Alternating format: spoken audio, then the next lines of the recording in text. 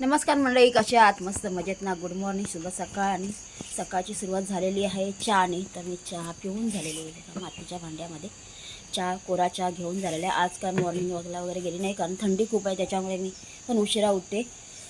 तर आणि मुलगी पण उशिरा ऑफिसला जाते, तिलाही उठायला होत नाही, त्यामुळे काय मॉर्निंग वॉकला गेले नाही.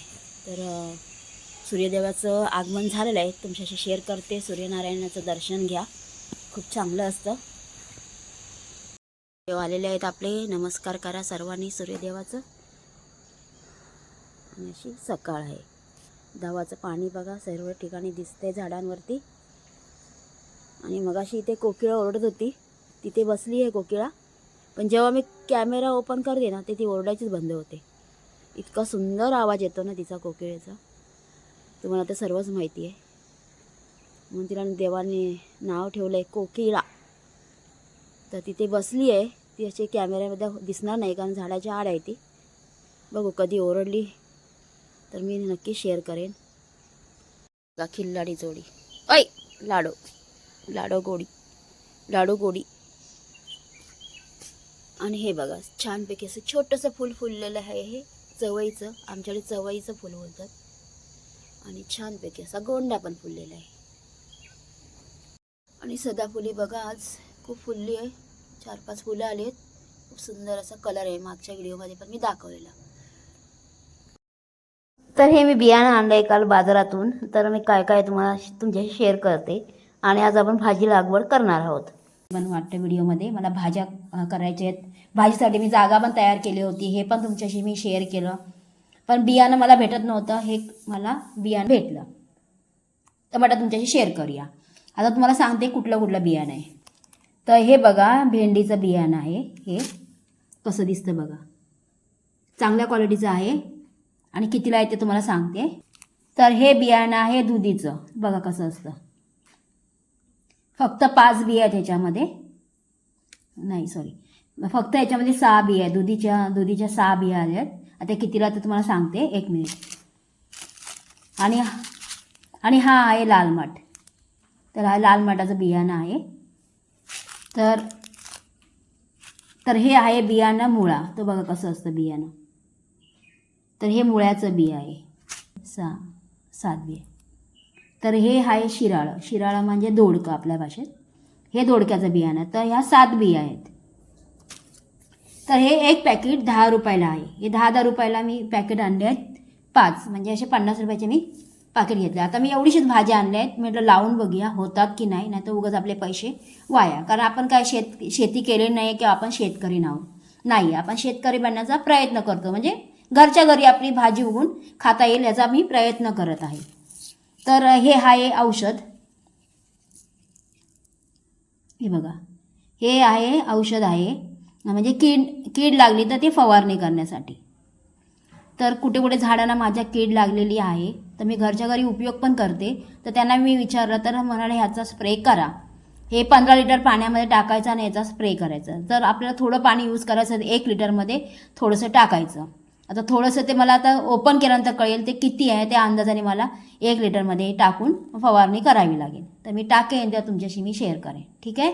चला, तर हे भाजीच्या बियाणांचं क्वालिटीचं बियाणं आहे का, तर ते म्हणाले हो आहे, कारण मी तर पहिल्यांदाच घेतलं आहे, आपल्याला काय माहीत नाही आहे. तर ठीक आहे. आता हे आहे भाज्यांचं बियाणं, आणि आज आपण भाजी पेरणार आहोत, लावणार आहोत. तर चला, तर मग तयारी केली आहे बघा. ही राख घेतली आहे आणि हत्यार, कोयता आहे, याला काय म्हणतात माहीत नाही, आणि कैची पण घेतली आहे. इकडे रान परत रुजलं आहे, तर त्या वेली तुटत नाही ना, तर त्या कैचीने कापण्यासाठी. आणि ह्याच्यामध्ये शेणखत मिक्स करायचं आहे.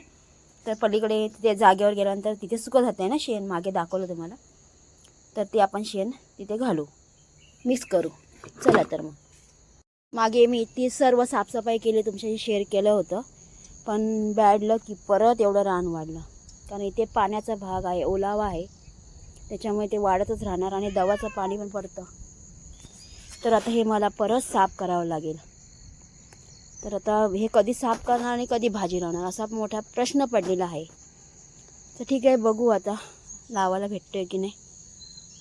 तर मंडळी बघा, एवढी मी रान साफ करून एवढा भाग माती लूज करून घेतली आहे. तर ह्याच्यामध्ये आता आपण शेणखत आणि राख मिक्स करून आहे ना ह्याच्यावरती टाकायची आणि त्याच्यानंतर मग आपण बियाणं पेरायचं.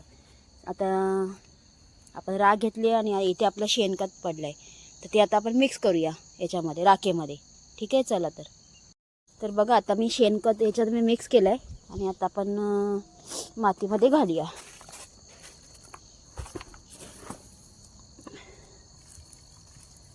असं सर्व ठिकाणी पेरून घेते म्हणजे किडे काय लागणार नाही. पण इथे किडीचं प्रमाण खूप आहे. तर मी घेतला आहे मुळा, तर आता मुळा पेरूया आपण. चला, ओम नमः शिवाय, देवाचं नाव घेऊया, कारण आपल्या आयुष्यामध्ये पहिलं काहीतरी करतो आहे ना. म्हणजे मी चवळी ते पेरली होती पण ती तात्पुरती थोडीशी. तर आता हे कसं विकत घरच्या घरी पेरली होती, आता हे विकत आणून आपण करतो आहे. त्याच्यामुळे येतं आहे की नाही आपल्याला काय माहिती नाही आहे आणि आपण काय प्रॉपर शेतकरी नाही आहे. तर आपण फक्त घरच्या घरी ट्राय करतो आहे. तर चला पेरूया. तर बघा मंडळी, मी थोडंसं आधी पेरून बघते, एवढं घेतलं आहे. तर कसं पेरायचं असं टाकायचं सांगितलं आहे त्या काकीने, तर टाकते.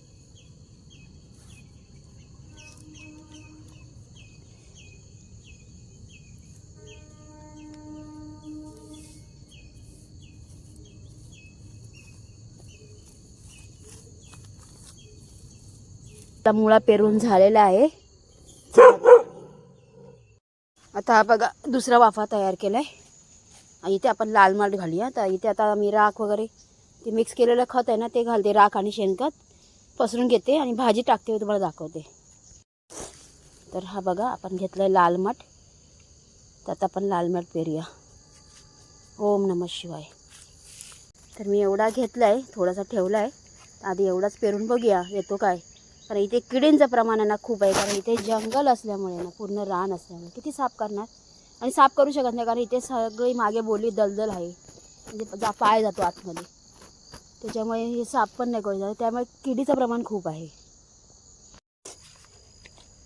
तर मी पेरते, बियाणं दिसणार नाही पेरते वेळी. हे बघा सगळी टाकून घेते, असं का त्या मोबाईलमध्ये दिसणारच नाही आहे. शिराळा लावते कारण इथे झाड आहे उंच, तर त्याच्यावरती वेल जाऊ शकते, म्हणून मी इथे शिराळा आणि दुधी भोपळा थोड्या बिया टाकते इथे. चला तर बघूया. बघा शिराळ्याचं बियाणं, कलर बघा किती सुंदर आहे त्याचा. असं वाटतं पेंट मारलं आहे, पण ते बी खराब नाही होऊ नये म्हणून त्याने काहीतरी ते लावलेलं आहे त्याच्यावरती, त्याच्यामुळे असं दिसतं. तर ठीक आहे, चला आता आपण लावूया याला. तर मला वाटतं असं उभंच लावतात, माझे हात पूर्ण खराब झाले आहेत. तर उद्या उभं आपण रोवूया. इथे एक टोचते आणि मग लावून घेते. चला, तर ह्या दुधी भोपळ्याच्या बिया आहेत, तर ह्या आपण लावून घेते. चला, तर इथे आपलं दुधी भोपळा आणि दोडकं, म्हणजे थोड्याशा दुधीच्या थोड्याशा दोडक्याच्या टाकले आहेत. दुसऱ्या ठिकाणी आपण परत तसंच करू. का माहिती आहे, इथे जर चांगली जागा नसेल आणि इथे नाही रुजलं तर तिकडचं रुजेल, आणि तिकडची जागा चांगली नसेल तर इकडचं रुजेल, म्हणून वेगवेगळ्या ठिकाणी थोडं थोडं घालायचा विचार केला मी. ठीक आहे, ह्या झाडाखाली पण मी थोड्याशा दुधीच्या बिया आणि काय ते शिराळं त्याच्या बिया टाकल्या आहेत ह्या झाडाखाली. चला तर मग, चला तर इथे मी भेंडीचं हे बियाणं टाकलं आहे. आता सर्व ठिकाणी पाणी घालून घेते. चला तर मग, चला आता सर्व ठिकाणी मी पाणी घालून घेतलेलं आहे. हे बघा तिकडे पण घातलं आहे पाणी, इथे पण भेंडीला पण घातलं आहे. चला आता किती दिवसात बियाणं रुजून येणार काय माहीत नाही. आणि तिकडची तेंड्याची वेल आहे ना मी इथे लावली आहे. हे बघा कोणतरी खाल्ली तिला. हे बघा हे असे किडे बसतात, हे किड्यांना काय करायचं. तो किडा त्याने खाल्लं का माहीत नाही, मोडलं त्याने, देठच मोडून टाकला वरचा. मग तिकडे जागा बदलली, इथे लावलं, इथे पण आला किडा तो.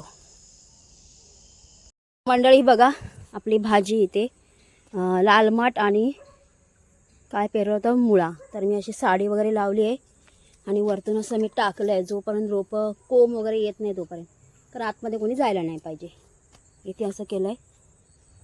इथे पण आजूबाजूला काटकं लावून ठेवली आहेत, सर्व ठिकाणी करून ठेवलं आहे संरक्षणासाठी. जर थोडंसं भाजीला मोड वगैरे आले की नंतर मग आपण काढून टाकू.